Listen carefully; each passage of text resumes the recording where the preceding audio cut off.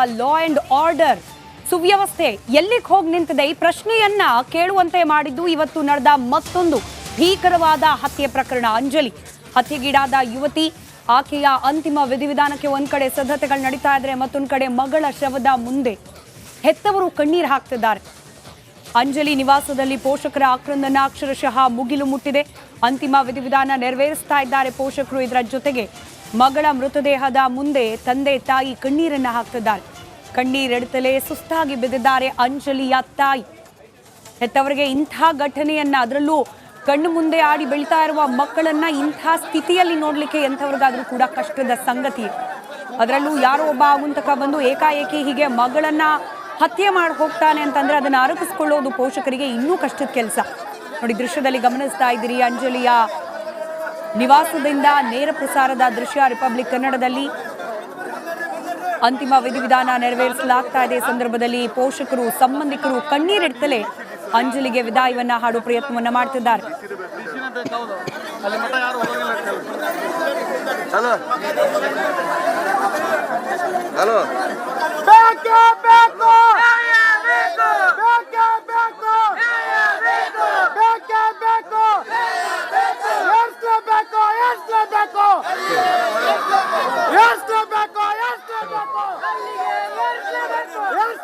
ಒಂದ್ ಕಡೆ ಆಕ್ರಂದನ, ಮತ್ತೊಂದ್ ಕಡೆ ಆಕ್ರೋಶ.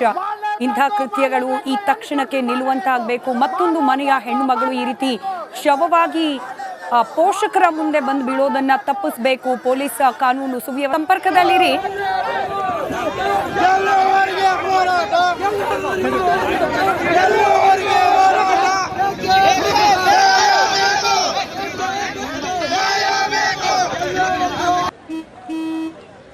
ನಡಿ, ಈಗ ಶುರು ಮಾಡೋಣ.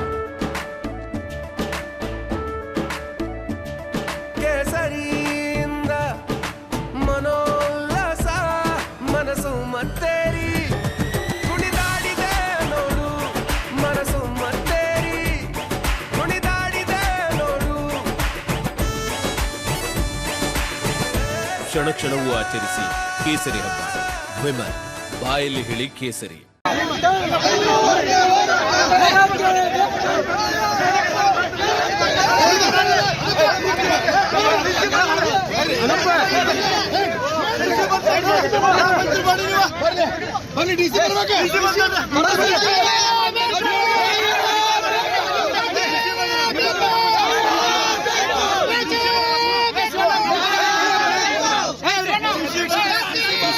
ಓಕೆ, ಹುಬ್ಬಳ್ಳಿಯಲ್ಲಿ ನಡೀತಿರುವಂತಹ ಪ್ರೊಟೆಸ್ಟ್, ಹೆಣ್ಣು ಮಗಳನ್ನ ಕೊಲೆಗೈಯಲಾಗಿದೆ. ನೇಹಾ ಹತ್ಯೆ ವಿಚಾರ ಮಾಸುವ ಮುನ್ನವೇ ನಿಜವಾಗ್ಲೂ ಈ ಪ್ರೊಟೆಸ್ಟ್ ಇದೆಯಲ್ಲ, ಈ ಪ್ರೊಟೆಸ್ಟ್ಗೆ ನಿಜವಾಗ್ಲೂ ಸಪೋರ್ಟ್ ಮಾಡಬೇಕು. ಈ ಪ್ರೊಟೆಸ್ಟ್ಗೆ ಸಪೋರ್ಟ್ ಮಾಡಬೇಕು. ಯಾಕೆ ಅಂತ ಹೇಳ್ತೀನಿ, ಇಲ್ಲಿ ರಾಜಕೀಯ ಇಲ್ಲ ನೋಡಿ. ನೇಹಾ ವಿಚಾರಕ್ಕೆ ಬಂದಿದ್ದು, ಎಲ್ಲರೂ ಬಂದಿದ್ದು ನೇಹಾಗೆ ತೊಂದರೆ ಆಯಿತು ಅಂತಲ್ಲ, ಅದೊಂದು ಪರ್ಸೆಂಟ್, ಕೆಲವು ಪರ್ಸೆಂಟ್ ಮುಸ್ಲಿಮನಿಂದ ಕೊಲೆ ಆಗಿದೆ ಅಂತ. ಆ ಮುಸ್ಲಿಮೋ ಮತ್ತೊಬ್ಬ ಅವನನ್ನು ಹೆಡೆಮುರಿ ಕಟ್ಟುವಂಥ ಪ್ರಯತ್ನಗಳು ಖಂಡಿತವಾಗಲೂ ಆಗಬೇಕು, ಇನ್ನು ಮುಂದೆ ಆದರೂ ಆಗಬೇಕು.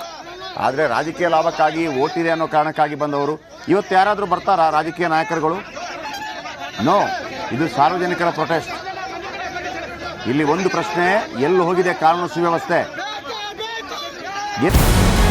ನಮಸ್ಕಾರ, ಕರ್ನಾಟಕ ಪ್ರೈಮ್ ಟೈಮ್ಗೆ ಸ್ವಾಗತ. ನಾನು ಜಯಪ್ರಕಾಶ್ ಶೆಟ್ಟಿ. ಇಡೀ ಕರ್ನಾಡು ಇವತ್ತು ರೆಬೆಲ್ ಆಗಿ ನಿಂತಿದೆ. ಈ ಹಗರಣಗಳನ್ನು ಸದನದಲ್ಲಿ ಪ್ರಸ್ತಾಪ ಮಾಡಲು ಕೂಡ ಕಾಂಗ್ರೆಸ್ ಹಿಂದೇಟು ಹಾಕಿದ್ದೇಕೆ?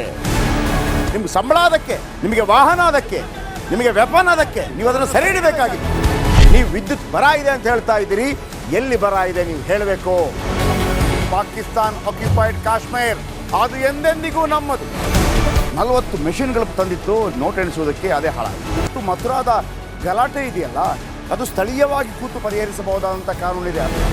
ಗ್ಯಾರಂಟಿ ಯೋಜನೆಯಿಂದ ನಷ್ಟ ಆಗಿದೆ, ಲಾಭ ಆಗಿದೆ, ದಯವಿಟ್ಟು ಹೇಳಿ. Dawood Ibrahim most wanted criminal ಯಾವಾಗಾದ ಅಂದರೆ ಇಲ್ಲಿ ತನಕ ಭಾರತ ದೇಶದಲ್ಲಿ ಓರ್ವ ದಲಿತ ಪ್ರಧಾನಿಯಾದಂಥ ಇತಿಹಾಸವೇ ಇಲ್ಲ. ರಿಪಬ್ಲಿಕ್ ವರ್ಲ್ಡ್ ಆಪ್ ಇದು ಕೇವಲ ಅಪ್ಲಿಕೇಶನ್ ಅಲ್ಲ, ಸಮಗ್ರ ಸುದ್ದಿಗಳ ಸಂಪರ್ಕ ಮಾರ್ಗಕ್ಕೆ ಕ್ರಾಂತಿಕಾರಿ ಬದಲಾವಣೆ. ರಿಪಬ್ಲಿಕ್ ವರ್ಲ್ಡ್ ಆಪ್ ಕೇವಲ ಸುದ್ದಿ ಅಪ್ಲಿಕೇಶನ್ ಅನ್ನ ಪರಿಚಯ ಮಾಡ್ತಾ ಇಲ್ಲ. ಬದಲಾಗಿ ಡಿಜಿಟಲ್ ಸುದ್ದಿ ಬಳಕೆಯ ಹೊಸ ಯುಗಕ್ಕೆ ನಾಂದಿ ಹಾಡ್ತಾ ಇದೆ. ಇದೊಂದು ಬ್ರೇಕಿಂಗ್ ನ್ಯೂಸ್, ಪ್ರಭಾವಶಾಲಿ ಕಾರ್ಯಕ್ರಮಗಳಿಗೆ ಗಟ್ಟಿಯಾದ ವೇದಿಕೆ. ರಿಪಬ್ಲಿಕ್ ವರ್ಡ್ ಅಪ್ಲಿಕೇಶನ್ ಈಗ ಲೈವ್ ಆಗಿದೆ.